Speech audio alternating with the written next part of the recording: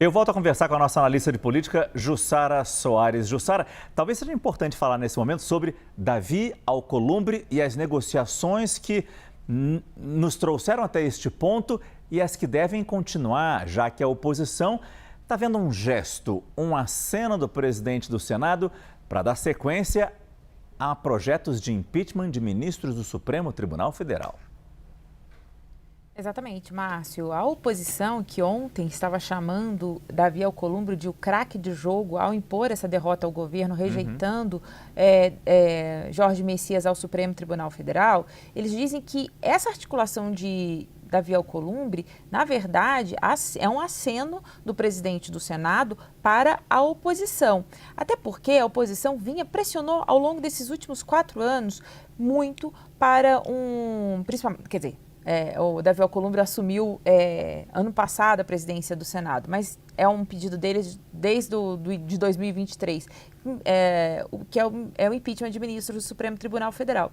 E o que eles dizem? Que quando Davi Alcolumbre, ele entra nessa articulação pela rejeição de Jorge Messias, ele justamente, Márcio, ele acena para a oposição com a possibilidade de um impeachment de ministro do Supremo Federal no futuro. E aí, qual que é o cálculo da oposição e por que a oposição se vê animada com isso? Porque é o seguinte, olha, vai ter eleição neste ano. Ano que vem, a expectativa da direita, do PL, de modo geral, é conseguir uma maioria expressiva no Senado. Diante disso, aumenta, inclusive, a pressão por por uma impeachment de ministro do Supremo Tribunal Federal. Então, é essa a leitura que a oposição está fazendo neste momento. Olha, Davi Alcolumbre não pautou nenhum dos pedidos de impeachment de ministros do Supremo Tribunal Federal, mas ao articular, tomar para si a missão de impor essa derrota ao governo e, consequentemente, dar um recado ao Supremo Tribunal Federal na visão da oposição,